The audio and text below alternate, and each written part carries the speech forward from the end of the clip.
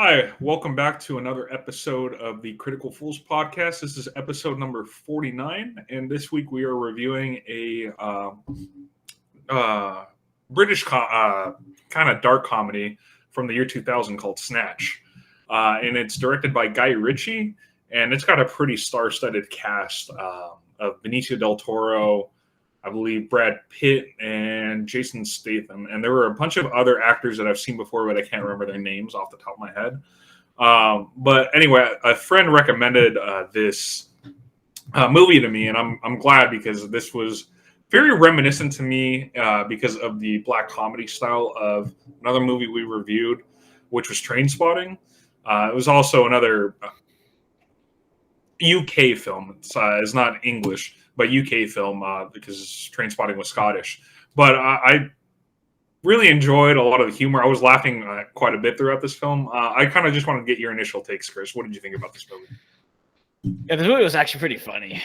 Like, it's like a crime heist, but it's like a funny crime heist with because I would say with Trainspotting, it was a dark comedy because there were some jokes that were kind of gut punches. They were dark. There were dark jokes. This was like, there was like violence and death, but it was never like, I never felt like, oh, this is like twisted evil. It was just like, no, not at all. It was just like really funny, the situations and also the characters. Like all the characters had their shtick, right? Like, especially when he's introducing like Tommy and then Turkish, even the names. Turkish, yeah. And then when they Mickey and like all the characters, even the Benicio's character who was like a gambler for four fingers. I was just like, I was dying. I was just like, it's actually really like creative with this kind of like shtick. So that every character had like their kind of like their thing. But somehow it all fit. It all fit, yeah. And I thought that was really funny. I thought the pace of the movie was really great. Like, I watched it in pretty much like as I was falling asleep, like one of these like last week, and it was just a really fun movie. And that's what I could say about it for sure. I just found like the characters like each one having their own kind of like gag. Basically, it was good. Yeah, no, I mean I agree. When I was first watching the movie, there were so many moments where I was like, it's not a serious movie, but it's kind of like, because we've reviewed a ton of serious films on this podcast. But I thought the pace, sort of the directorial approach, and I thought there wasn't a character I thought that was didn't give a good performance or was out of place in the film. I mean, everything just flowed very well. It was a very easy watch to me. I don't know if you felt the same or not. I mean, Boris was good. All the characters, they played their part. I'm trying to think of like Bricktop. I remember him too. Yeah, I think it was hard to remember all the names of the characters, but I remember. So the issue with this film was just there were tons of characters and tons of names. It's very reminiscent of like this was a big sort of style in the year, like at the turn of the century 2000. I could think of another movie, Amores Perros, where you have a bunch of different storylines that all converge around sort of a single event in a way. And this movie was pretty similar, where you don't know how exactly all the characters are like sort of intertwined in the story, and then at the end, somehow all the storylines sort of connect. Yeah, exactly. Like they all intersect, and actually in different spots, like multiple times, right? Yeah. Yep. Yeah, it was. That's it's a technique that's it's been used. It was used well. It definitely fits. It helps with flow. I think that style helps with like the pace of a film because like then you're not really wasting scenes on like anything that's like slowing it down, right? It's just like you just switch to a different. No, because it's all kind of build up. Everything is eventually leading to that build up of like how the moments sort of intertwine or interconnect, which was good. It was interesting because I haven't seen a lot of Brad Pitt movies of late, so I was like, man, I totally forgot about like young Brad Pitt. I thought he did a phenomenal job in this movie, playing Mickey O'Neill. It was funny because this movie has so many stereotypes of different characters from sort of the typical Russian stereotypes with the blade or ex-KGB, right? Or like there's so many characters that fit certain stereotypes. I was curious as to your portrayal that Brad Pitt had of this character, with the pikeys, and what you thought of their portrayal of sort of gypsy culture as a whole was. I mean, it's a certain gypsy culture, right? Like Irish Traveler kind of gypsy. Yeah. I was gonna say because like they say, I like how they introduced it too because they're like, Pikey is not really an Irishman or even a poor Brit or whatever, and it's like it was interesting. I thought the portrayal was okay. I don't know, like I'm not versed in that gypsy culture. I've come across gypsies in Europe, and they've mainly been Romanian, so Yeah, it's that's definitely different. That's different. So I didn't have a personal problem with the portrayal. I thought Brad Pitt was great in this film. Like I thought he really like played it. I think it worked that it was like an Irish type of feel too, because you got that little Irish accent. Oh, I love that scene where he's like, instead of the guy's like, "You like dogs? Dogs?" I'm like, he's like, "What? Dogs? Oh, dogs." He's like, "Okay." His mother, yeah. It's just funny because with a lot of the differences between the different countries and areas within Britain, they all have their own dialects. It's kind of like the same thing here, where it's very hard to sort of understand certain people depending on where you're. Like if you ever go to the closest thing that we have to that is if you go to the Bayou or in like the deep south like Louisiana where you have some of that Cajun Creole. It's very hard to understand some of the English within that certain dialect. It's the same thing I imagine with like the gypsy culture because you couldn't really pick up some of how they enunciated or pronounced certain things. Which was, it was just funny. I just like how they're like, at the beginning, they're like, yeah, you need to go down and get that trailer from the Pikeys. And he's like, no, not the Pikeys. They like, none of them wanted to deal with him because they played up the stereotype of they're just going to, they'll double cross you or they'll try to get one over you in a way. Which wasn't actually half wrong if you think about it. But, which they did. What'd you think of the American portrayal? There's a lot of American stereotypes in this film. Well, there was Jewish American stereotypes. Jewish American stereotypes, yeah. Yeah, with I can't remember the guy's name, but he's a diamond dealer out of the Diamond District in New York City. Yeah. That was that was funny but interesting. But at the same, this movie is just a compilation of different stereotypes. It's really what it is, right? You got the New York Jewish like diamond dealer who's just greedy and he's like, I don't care. I don't allow Benicio del Toro, Frankie Four Fingers to gamble, and then he goes over and he just comes and like rains down the hammer to try to do whatever it takes to get his diamond. And I guess that's sort of encapsulating American greed in a way. Like that was sort of what they were trying to portray with that. I was trying to think, was Frankie Four Fingers, he was American, right? I think so, yeah. I mean, I don't know exactly what his stereotype was of Americans. He was just a gambling addict, which was kind of funny. Yeah, he was a gambling addict. Oh, man. But speaking of that, I love how the Blade hires those two thieves to steal the diamond from them. And then they hold up. That was a great scene. They go and hold up the teller. Yeah. He's just like, we don't have any money. Like, and the book's closed. Like, they already took the cash away. And then they just get caught there, and they're like, crap. Yeah, then the guy opens the door. What are you doing? I just love when she's like, all bets are off. Like, there's no money here. All bets are off. And I was just like, oh, that's an interesting. That is how it's used. Like, actually used. That was a good play on words, because everybody usually says all bets are off as like a cultural, like slang, but like that was the actual reason, like you would use it, like all bets are off, like there's no cash. She points back, she's like, all bets are off, all the cash is gone. Yeah, they've been placed already, dude. But that was funny. I was gonna say real quick about the American character. I like how his name is Abraham and they call him Abi. I was just dying. Yeah. I was just like, I learned something new. Like that's the short version of Abraham. It looks like Abi in the Jewish community. That's, like I said, there's a lot of stereotypes. So many stereotypes in this movie. But yeah, everything there was, honestly, the character that cracked me up the most wasn't even human. It was the dog.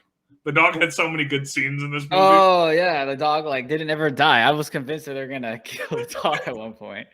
Well, I'll never forget oh my god, what's the dude's name? I can't remember. The guy that was obsessed with the sorry, there's too many characters. This movie is hilarious. One of the characters who like wants a dog, and they're like, his partner's like, get rid of that dog, but he's like, no, he's fine, and he's in the back seat. Mm-hmm. What were you gonna say? Was it Vinny or Soul? It's one of those guys, right? Vinny. Vinny, okay. Vinny, I believe. And so like he has the chew toy, and he's like giving it, and the dog swallows a chew toy, and then every time he barks, he just squeaks. Yeah. She later play a keyboard at the end. Yeah, it was funny. And then the fake guns. And it's just replicas on them. Yeah. Oh, I was like, and he's like, and I forgot it was Tony. He's like, and my gun says Desert Eagle on it. I was like, okay. That was a great scene though, like because they like go and hold him up, and he has one of the best monologues I've ever heard. There, where he talks about courage and having guts, and he's like, I know you two don't, because on the sides right there of your gun says replica, and mine says Desert Eagle, and then they're like, you can see them just sweating. They like walk away. Yeah, their balls are shrinking. I like the balls are shrinking line. I was dying. I was so funny. Yeah, this film is just like really funny. It's like one of those films I can see was popping in the box office because like it's just an easy watch. You go into the theater, you just have a good time, and then you talk about it, get some beers, and then you go home, right? Yeah. Which, given how many series movies we reviewed, I felt like this was a good change of pace. I mean, the last movie was kind of like I wouldn't say it was too serious. It was as good as it gets. It wasn't really that serious. True. But this one was just straight like laughter. Yeah, this one was just like funny banter. There was a lot of banter in this film. So much banter. Especially how it opens. Like my name is Turkish because I was named after an airline because my parents met on the air. I was just like, wow, your parents are not creative at all. It's like, oh, we met in Denver. Your name is Denver now. Like, okay. Denver. Well, that would be like how they named the people on Money Heist.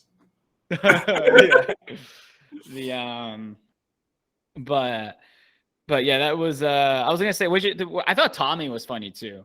Like he was like, oh, Tommy, yeah, Tommy was funny because he kept getting himself into bad situations. Yeah, right? Pretty much. Like, yeah.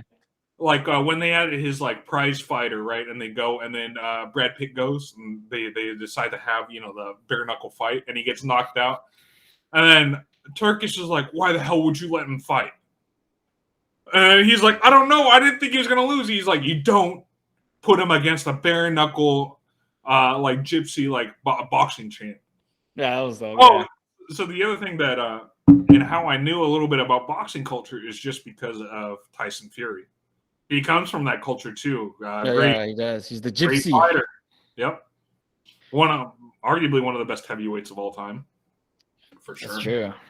What's interesting also is another thing that the only character I was really annoyed by, and I'm glad that he died at the end, was Bricktop. I was just getting in I was just like, this guy, like typical gangster that thinks he's top shit, and I'm like, the one who threatened everybody, basically. Yeah, I was like, his stick got old. I was just like, good thing you got lit up at the end. Man, the other thing that was an interesting twist, but I'm not surprised that they basically double crossed him. Yeah, I wasn't surprised either, because that was the whole connection to the beginning where you don't really trust the pikeys, of course not. And then they basically they were planning on taking him out, and they planned and didn't see it coming, and he eliminated everybody. I will say that the editing when Mickey knocks out guys is great. Like boom, and it's the deck. I was just dying. And then their faces, like Turkish and Thai, like, oh really, dude? You gotta drop in the fourth. What are you doing? Yeah. I know, but then they're also. It's just funny because it's like you can't win, and he's like, you're damned if you do or damned if you don't, because they're like he's getting the shit kicked out of him in the beginning. Like, what the fuck are you? It looks like you're throwing the fight. You can't do that. You can't do that. It's gotta look legit. Yeah, but then at a certain point, they're like, and he's just getting mad. He's like, well, you want me to lose? You don't want me to win. What do you want me to do? He's like, we want you to look like you're gonna win but lose. Exactly. That's throwing the fight, as they say. But yeah, it was that was hella funny. The other scene that I loved was when who was the bodyguard that Abdi has? Tony. It was Tony? Oh, yeah. That's right. And then when him and Tony meet Vinny and the other guy, because they think that they have the diamond, and then they said no, the dog swallowed it. Oh yeah, they're about to open the dog up, and he's like, and then Tony's like, I'm not doing that, and he's like, you kill people for a living, And he's like, yeah, but I'm not going to do that to a dog. I know, that was funny. And then he gets the knife out. Oh, that reminds me of the car scene was funny too, where like they all interconnected because one throws the like the milk or whatever outside the window and it hits the other cars, it blinds the other car, so they crash. Yeah. That was hilarious when they all intertwined in that moment. And then Boris was just hilarious in this movie. And then he wouldn't die. He wouldn't die. He had to keep shooting. I was just like fucking laughing, dude. Oh, Boris. Jeez. He's like, and he's like, what the heck, dude? Why'd you die? Because he dodges bullets supposedly. The off-screen stuff was interesting too, right? They didn't show everything, right? Sometimes they didn't pan to the action or the character. No, and that's what I liked. Like this film was very unique in its like the approach they took for like actually editing certain scenes. I thought it like there's nothing I thought that was bad about this film really. It was just like for what it is, like they did it well. Yeah, exactly. Like, it's not like they were trying to. It's not like some of the deeper films we've done. It was just a funny story.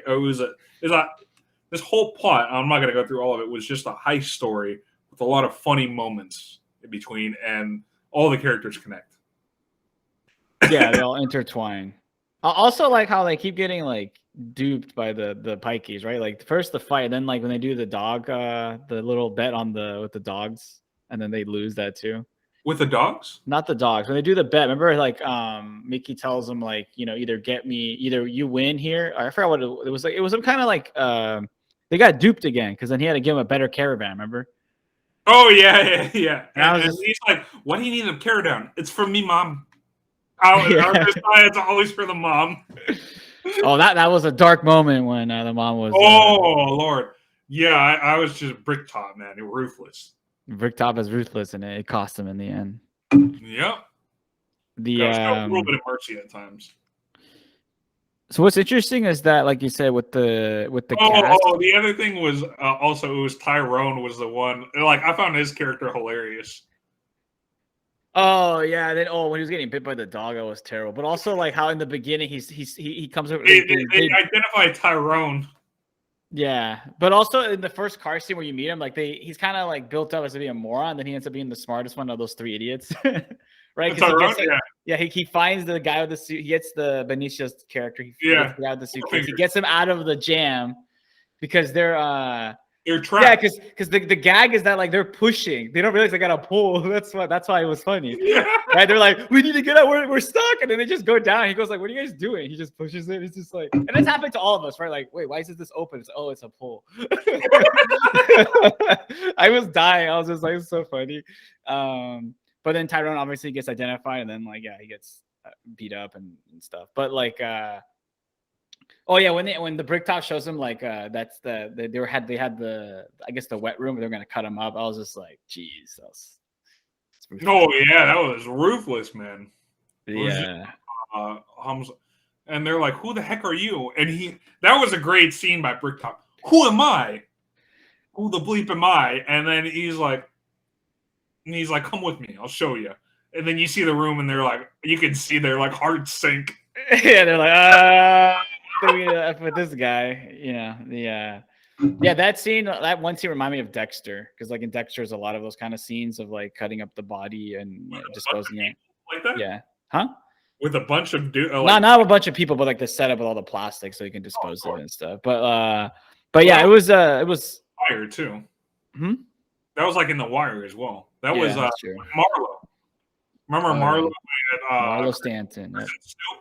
They would take them to the abandoned like houses, and then they would have the plastic ready, shoot them, and then cover them and like pour some like powder on them to absorb the smell. That was like how they disposed the bodies. Yeah, that's true. I know it's about a cop who's like a serial killer. So regarding this ensemble cast. I mean, I think all the characters, they played their part. It was interesting to see some people like they die early. Least favorite performance in this? I can't. Bricktop. I hated that guy. Hey, but he was good. It was good, but I hated the guy. I mean, well, I guess Benicio didn't do much really. Yeah, Benicio. He didn't do a bad job. It's just his character gets killed so quick in the movie. So like he's not in the film a whole lot. Yeah, yeah, exactly. So he's not in the film a whole lot. It's interesting how some characters are just like, and also now we have time maybe to talk about because this film is not really in depth.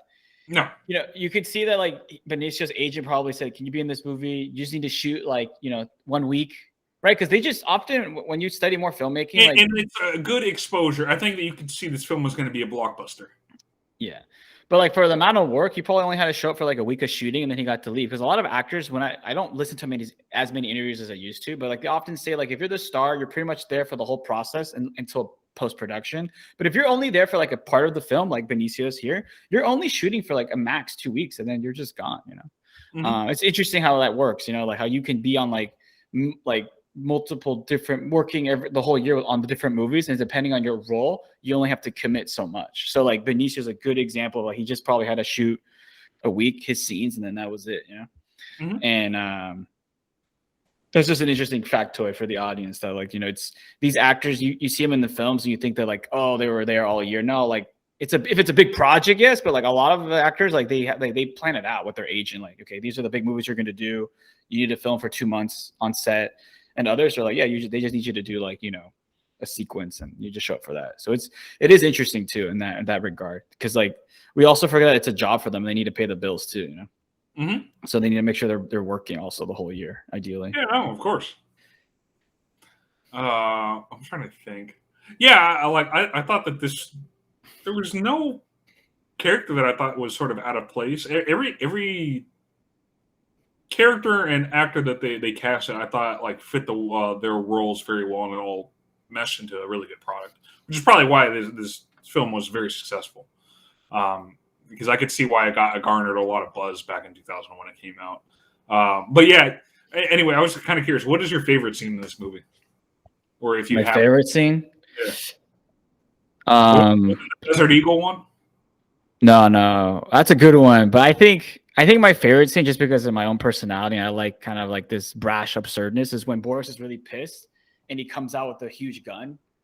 Like he goes back to the house and grabs Tommy by the balls, puts him on the wall, and then comes out and he's just cussing like, "What the fuck? I'm gonna get these." I was dying. I was just like, that's typical Stereotypes, but also like Boris is mad. And it's also how he grabs Tommy by the balls. Get out of the way, like basically like it's like, he's squeaking. I was like squealing. I was just dying, dude.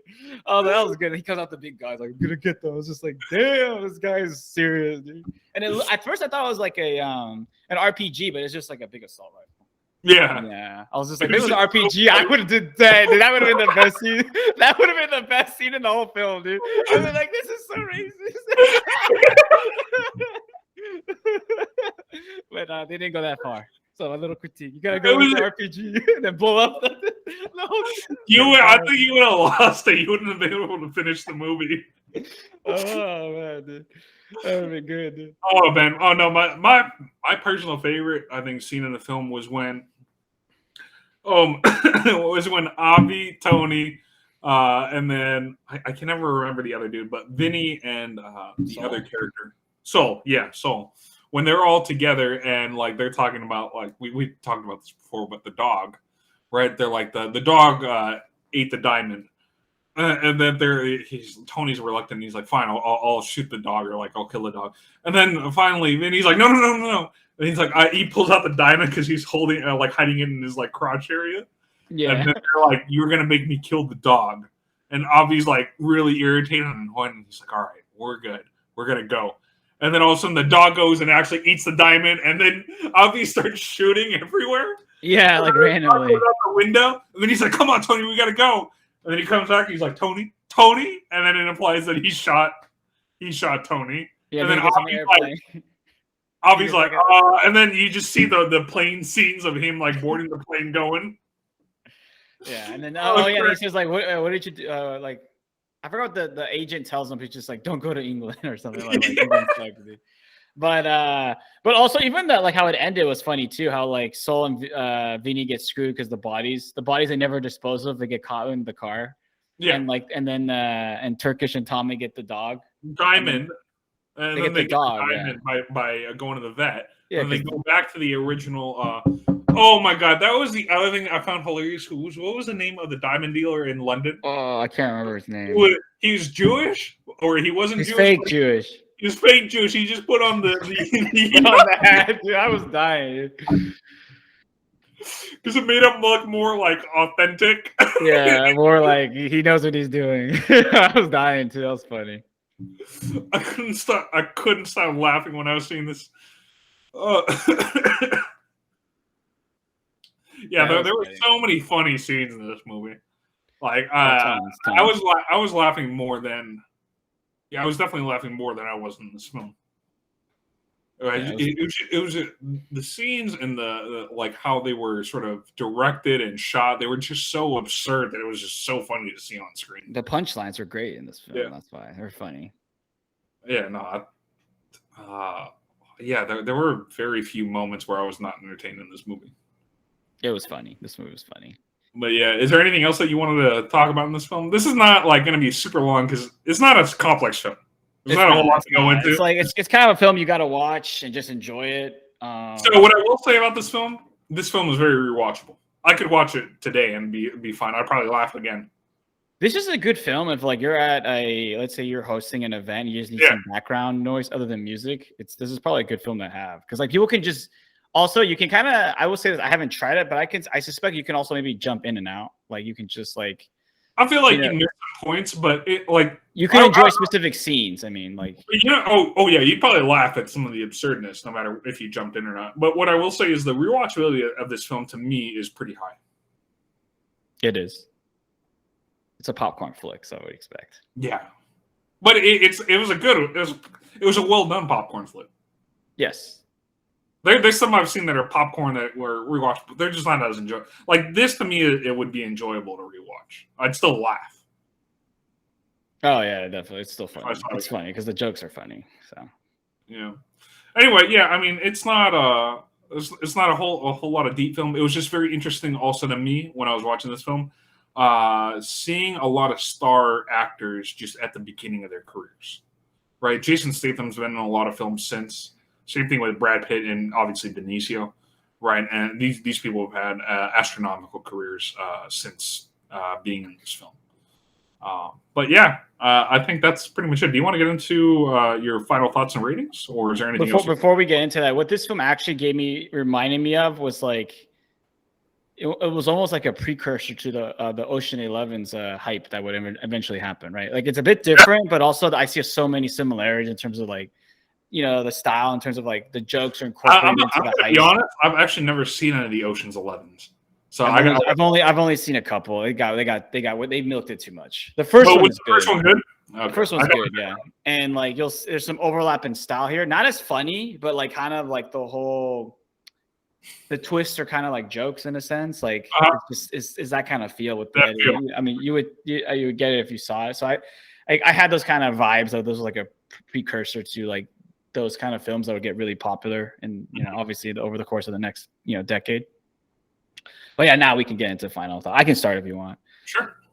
Yeah, so this film was it was really funny. It was pretty good. I watched it on Netflix pretty quickly. I will say if I had to critique it, like always, I'm an artist at heart, so like I can never give a popcorn film anything beyond a really high score. Because this is a film that it caters to just that enjoyment feel, which is great. I think there's always a place for that to watch. I do watch movies that are totally like not artistic. I thought the cast was great. I thought the directing was great. I thought the musical score was satisfactory. And I think I do recommend this film as like something to watch if you're need a Netflix and chill or something, or just want to watch with a bunch of friends. And I give it a 7.5 out of 10. Okay. Yeah, fair enough. Out of curiosity, what was... I feel like there were some artistic approaches to this film. So what did you feel that was not artistic? I mean, this film I didn't leave away... Again, this is also 22 years ago. So this is very different for its time, is what I would say. If you're saying style, then I give it points for that. When I think of artistic films, I think of films that... You're talking indie.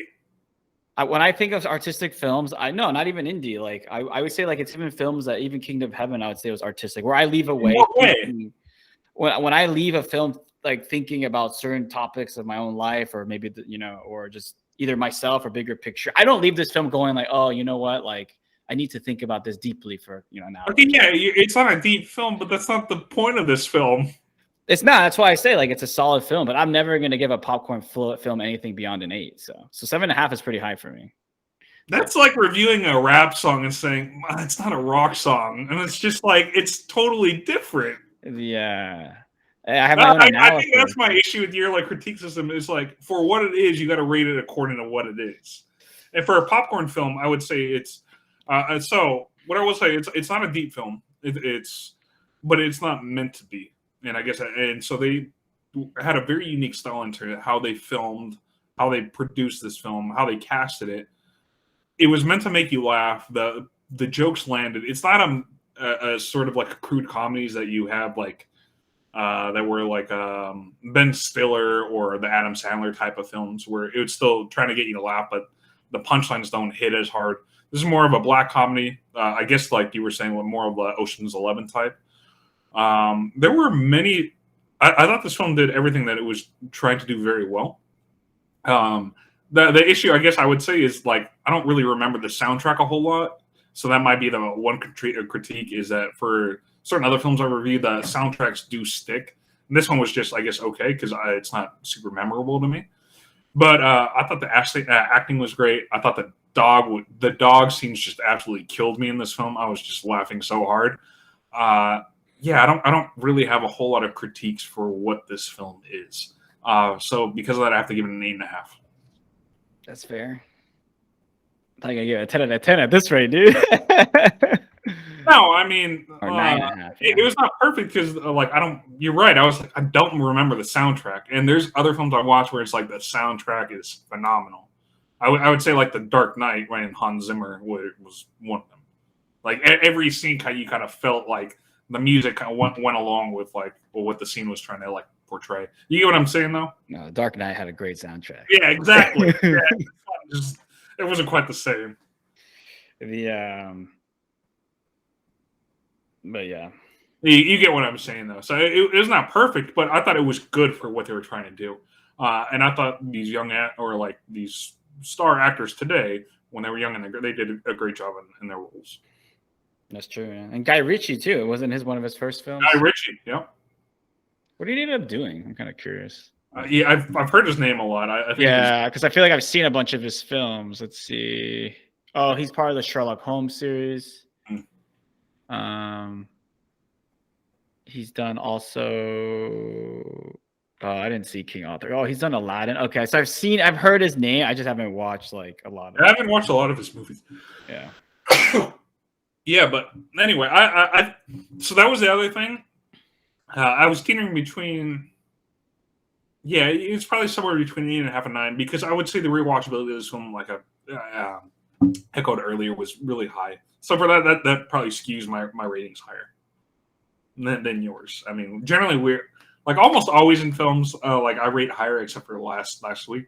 That was sort of a one-off. Yeah, because you didn't really like that one, which is fair because it's one of those like, it's one of those like culturally you're surprised it was significant, but then like you don't hear about it. I just found the film interesting in that regard. But I told you when I watched this film, I was like, you're gonna like it because I guarantee you're gonna laugh, and I was right. Yeah, it's funny. I love comedy, so yeah. But yeah, I think that does it for this week. Tune in next episode. We have 50th, which is a huge milestone, actually, if you think about it. And been happening for quite a while now. Yeah, almost 52, which would be a year of episodes if you think about it. But yeah, please like and subscribe. And we'll leave it at that. Yeah, and we're out. Stay tuned to next week.